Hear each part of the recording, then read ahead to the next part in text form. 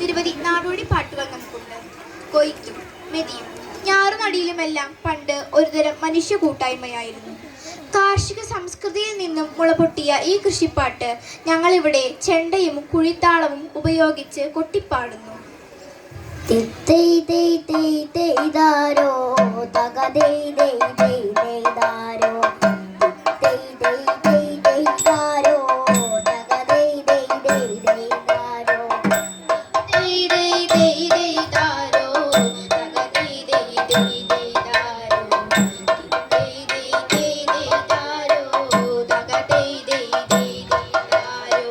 നേരം വെളുത്തിലെ